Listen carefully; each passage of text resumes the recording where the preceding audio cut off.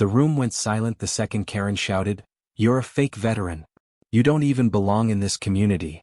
Everyone at the HOA meeting turned to look at her, eyes wide. My hands tightened around the cane I didn't really need. Old habits die hard. Karen, the self-proclaimed queen of our neighborhood, had just stood up, pointed her long fake nails at me and said those words. I didn't flinch. I didn't blink. I just stared at her. She didn't know. She had no clue the man she just called a fake veteran was the active base commander at one of the largest military installations in the country. She had no clue the medals I wore on Veterans Day weren't from eBay but from surviving 2 war zones. She had no idea she just stepped on a live wire. And what I said next made every single person in that room gasp. "Ma'am," I said, slowly rising from my chair, "do you know who I am?" But before she could answer, my phone buzzed, an encrypted call from the base. Everyone watched as I answered and said just 5 words. "This is Base Commander Jackson." Her face went pale. And that's when all hell broke loose. Karen's fake nails dug into the sides of my government-issued phone as she yanked it from my hand. Everyone gasped. "Hey, that's a federal device," someone shouted. She didn't care. She held the phone like she just caught a thief red-handed. "Let's see who's really on the other end of this," she barked. The call was still active. A calm but firm voice came through. "Commander Jackson, do you copy?" Karen blinked, confused. Then she shoved the phone to her ear and screamed, "Who is this? Who put you up to this?" Silence on the other end. Then the voice said calmly, "This is Lieutenant Carter, U.S. Military. You are interfering with a secured federal line. Identify yourself immediately." Karen froze. I'm with the HOA," she stuttered. "This guy's pretending to be someone important. He lives in our neighborhood. We think he's faking it." There was a short pause. Then came the voice, cold and sharp. "Ma'am, put Commander Jackson back on the line. Immediately." Karen's face went pale. Slowly, she handed the phone back to me like it was made of lava. My voice was calm as I took the phone. "Apologies, Lieutenant. Civilians. Stand down. I'll call back." The whole room was silent. All eyes were on me. Karen opened her mouth, but I raised a hand. Not to strike but to signal enough. I stood tall, looking her straight in the eye. "You just interfered with a secured military channel during a live perimeter briefing. You could have triggered a lockdown. That is a federal offense." Karen's jaw dropped. I didn't know." "You didn't ask either." Let's rewind 3 months earlier. Back before Karen had made the mistake of her life. I had just moved into this gated neighborhood in a small Virginia town, not far from the military base I ran. I needed somewhere quiet to live with my wife after decades of moving around. You see, I didn't tell anyone about my position. I wore plain clothes, drove an old Ford truck, and kept my head low. I had no interest in being treated special. I just wanted peace. But Karen, the head of the HOA, saw me as a threat the second I moved in. What? Because I didn't immediately follow her ridiculous neighborhood rules. Like trimming the grass every Thursday at 4 p.m. Or only planting flowers from her approved list. Or saluting the HOA flag every morning. I wish I was joking. At first I ignored her. Then she started sending letters. Ugly yellow envelopes are stuffed in my mailbox every week. Violation notice. Trash can too visible. Unregistered dog, my service dog. Still I said nothing. Until one day I came home to find a notice pinned to my front door in big bold red letters. Mandatory HOA meeting, your presence is required or fines will be imposed. I chuckled. I'd faced worse threats from warlords. But I decided to attend. I had been quiet for too long. That's where it all started. The meeting was held in the community clubhouse, a bright room filled with fake plants and folding chairs. The HOA board sat at the front like they were royal judges. Karen sat in the middle, wearing a leopard print blouse and a smirk that could curdle milk. I took a seat at the back and listened. For the first hour, the board argued about garden fences, mailbox colors, and whether Mr. Dobbins' Halloween decorations were satanic. It was all nonsense. Then it was my turn. Karen cleared her throat. "Next topic, Mr. Jackson," she said, her voice dripping with fake sweetness. Everyone turned. Karen pulled out a file. "You've violated several community standards. You've refused to comply with appearance codes. You've ignored multiple letters." I smiled politely. "Actually, none of those rules are enforceable under our bylaws." I checked. Her eyes narrowed. She wasn't used to being corrected. "Well," she said, voice rising, "that's exactly the kind of disrespect I'd expect from a fake veteran." Boom. There it was. The room froze. And that brings us back to the beginning. Everyone watched as I stood up, phone still buzzing in my hand. When I answered and said, "This is Base Commander Jackson," you could have heard a pin drop. Karen's mouth opened, then closed like a confused fish. The phone speaker crackled with a voice. "Sir, we have a situation on the perimeter." "Orders." I gave a brief reply, then turned to Karen. "Would you like me to bring military records next time? Or would you prefer a direct visit from the base security team to verify my identity?" She backed up slowly. But then, just as things were calming down, she screamed, "This is a lie. He's faking it. He probably paid someone to make that call." And with that she grabbed my phone. Yes. She snatched my government-issued phone out of my hand, mid-call. Inside the meeting hall, everything stood still. Karen clutched the phone tightly, her eyes darting between the screen and me, like she couldn't decide if she should throw it or keep yelling. "Give me that phone," I said, my voice low and steady. She hesitated, just long enough for the HOA president, a usually quiet man named Mr. Reynolds, to rise from his seat and snap, "Karen, that's enough." Karen dropped the phone like it had burned her hand. I picked it up, checked the screen, connection lost. No surprise. The line had timed out.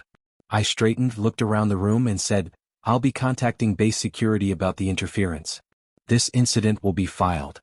You can all expect to be questioned, especially anyone who enabled this behavior." No one said a word. Karen sat down slowly, her face now drained of all color. I walked out of the room. As I reached the doors, I paused and looked back. "You wanted to see power, Karen?" I said. "You just did. But unlike you, I don't use it for control. I use it to protect myself." I didn't slam the door. I just let it close. Quietly. Strongly. And behind me I heard silence so loud it sounded like thunder. I didn't go home right away. I needed air. I drove out to the edge of town, parked by the lake and sat on the tailgate of my truck. The water was calm. Too calm for the storm brewing around me. My phone buzzed again. This time it was a call from base security. I answered immediately. "We've logged the incident, sir," said the voice on the other end. "We'll be dispatching a JAG officer and a public affairs liaison to your neighborhood first thing in the morning. We'll make it formal." "Good," I replied. "Make sure they know we're handling it professionally. But if this goes sideways, I'm not playing defense anymore." "Yes, sir." I hung up and watched the sun dip below the horizon. I had faced worse. But this felt personal. It wasn't just about me, it was about how people like Karen felt entitled to attack others with no evidence, no shame, and no fear of consequences. But she had picked the wrong person. When I got home later, my wife was waiting for me on the porch. "You okay?" she asked, handing me a mug of warm tea. "Karen just committed a federal offense," I said. She sipped her tea and nodded calmly. "Well, she always said she liked attention." We sat together in silence, watching the sky darken until my service dog, Briggs, patted over and rested his head on my wife's knee. The quiet didn't last long. The next morning, 3 black SUVs rolled into our neighborhood. Military insignias. Federal plates. Neighbors peeked through their curtains. Word spread fast. Karen hadn't even had time to repaint her toenails before 2 uniformed military officers knocked on her door. She answered in a robe, trying to look casual, as if the events of last night had been a joke. "You're here for my interview?" she smirked. The JAG officer didn't smile. "We're here regarding interference with secured military communications, falsified claims against a federal officer, and potential violation of Article 107. Karen's face twisted. "You can't be serious. It was just a phone call." "You confiscated an active military device," the officer said, "during a classified perimeter check." "You people are insane," she shouted, stepping back into her house. But she didn't shut the door in time. Another officer stepped up and handed her a letter, official orders for a formal military inquiry. Karen's screams echoed through the neighborhood. And for the first time they weren't followed by applause. They were followed by quiet doors closing, by people walking away, and by the sound of Karen realizing she had finally gone too far. That afternoon, the HOA board held an emergency meeting. But this time it wasn't in the clubhouse. It was in my driveway. Not because I asked for it, but because the rest of the neighborhood wanted it there. One by one, neighbors arrived carrying lawn chairs, bottles of water, and questions. No one said Karen's name, but her presence loomed over everything like a dark cloud. Mr. Reynolds, the HOA president, stood with a clipboard in hand. He looked at me first. "We've never had federal agents in the neighborhood before," he said plainly. "You want to explain what's going on?" I nodded. Karen filed false claims that I was impersonating a military officer. Then, during a live security call, she grabbed a secure device and interfered with operations. That alone could have caused a base lockdown. Gasps rippled through the crowd. She said it was fake, someone whispered. Nothing about what happened last night was fake, I said. And now, because of her actions, a formal investigation is underway. Ms. Devon, one of the more skeptical board members, folded her arms. Why didn't you tell us who you were sooner? I didn't raise my voice. Because I'm not here to impress you. I'm here to live in peace. And that was the moment it shifted. Mr. Patel, the soft-spoken man who lived 2 houses down, stood up and cleared his throat. Commander Jackson helped build refugee clinics overseas. He helped rescue my cousin's unit during a mission in Kandahar. I checked. The crowd turned to him in surprise. You never said anything, someone murmured. I didn't think I had to, Mr. Patel replied. Until now. The rest of the meeting was brief. Karen was suspended from her HOA duties pending the results of the inquiry. An internal vote was scheduled for the following week to decide her permanent removal. I didn't ask for any of it. But it was long overdue. That night, my wife and I made dinner together. We played soft music and fed Briggs bits of chicken under the table. It felt normal again. Peaceful. But peace doesn't last long when you're dealing with people like Karen. The next morning, a white unmarked van pulled up outside my house. I walked outside slowly, coffee in hand. The driver stayed inside, engine running. Then the side window rolled down. A single envelope was shoved out and dropped onto the ground. Then the van sped off. I picked up the envelope. Inside was a flash drive, and a note written in messy red ink. You think this is over? You don't even know what's coming. I stood there, barefoot on my gravel driveway, flash drive in one hand, note in the other, my coffee cooling fast in the morning breeze. Briggs growled low beside me. He didn't like the van. Neither did I. I walked back inside and slid the flash drive into a secure military laptop, one not connected to the internet. Protocol. The screen flickered. A single video file sat there. Truthbomb_final.mov. I clicked play. The footage opened with Karen. Hair wild. Makeup smeared. Sitting in a dim room that looked like it had been thrown together in a hurry. This is the truth they won't tell you, she started, her voice shaky but defiant. Commander Jackson isn't just faking his position. He's part of something bigger. A program. A cover-up. They put him here to watch us. She spouted lie after lie, each more bizarre than the last. About government brainwashing, surveillance drones hidden in HOA mailboxes, and how I was part of an underground military movement to control civilian neighborhoods across the country.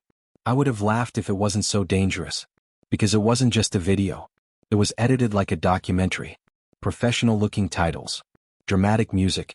Even fake testimonies from people I didn't recognize, their voices altered and faces blurred. Karen had planned to release this online. And once it hit the web, it could have gone viral. Fast. Even with the truth on my side, some people believe what they want to believe. I paused the video and leaned back in my chair, breathing slowly. She wasn't working alone.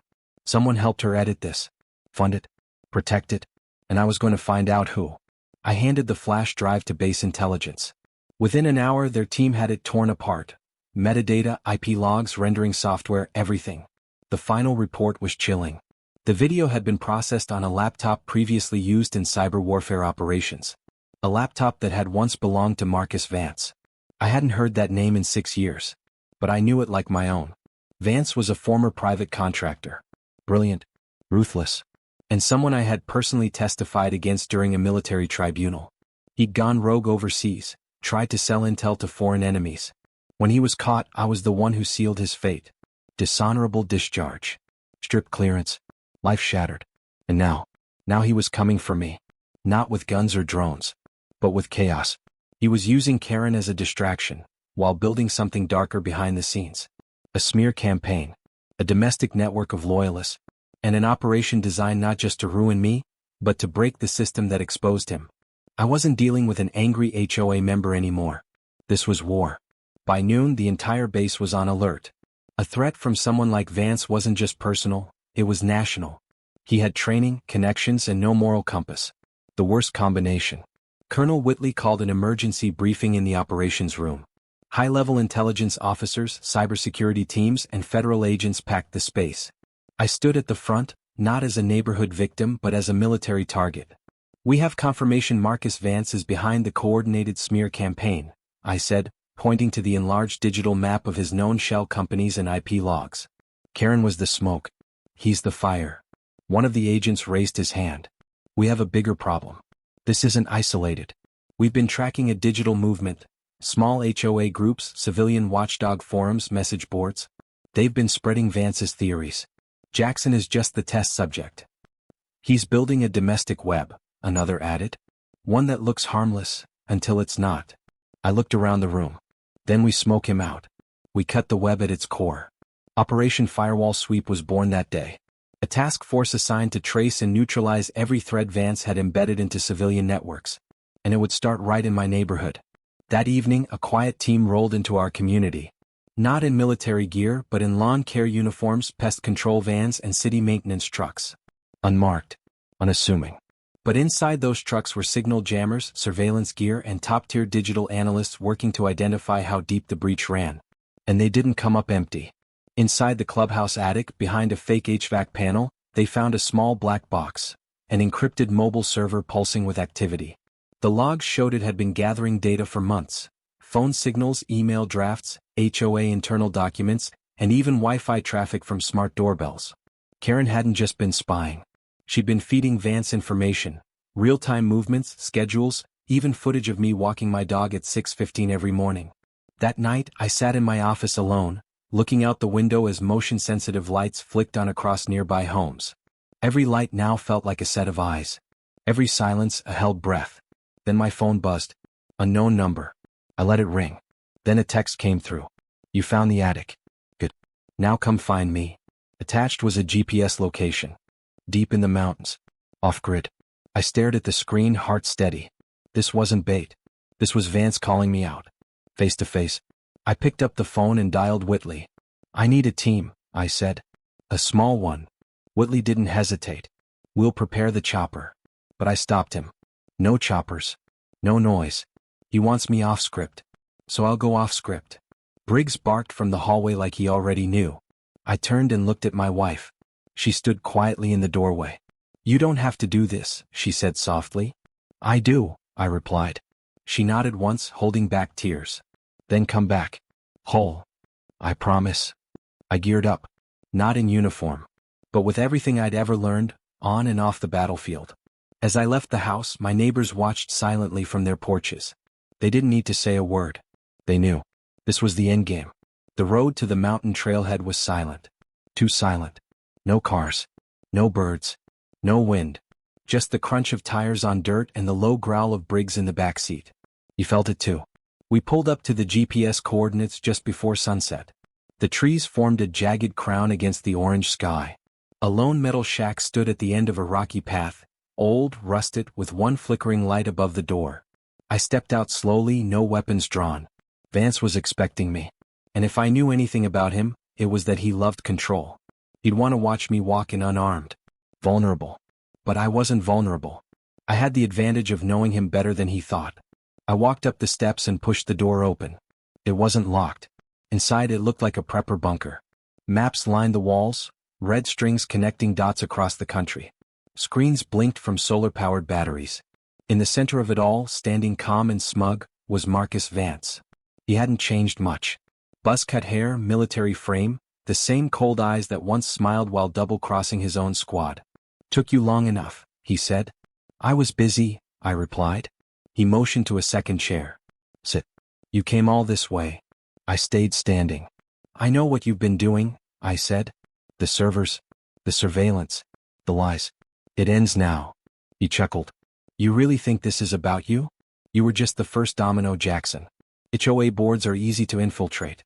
They love control. I gave them a target. You. You used a woman with no sense of consequence, I snapped.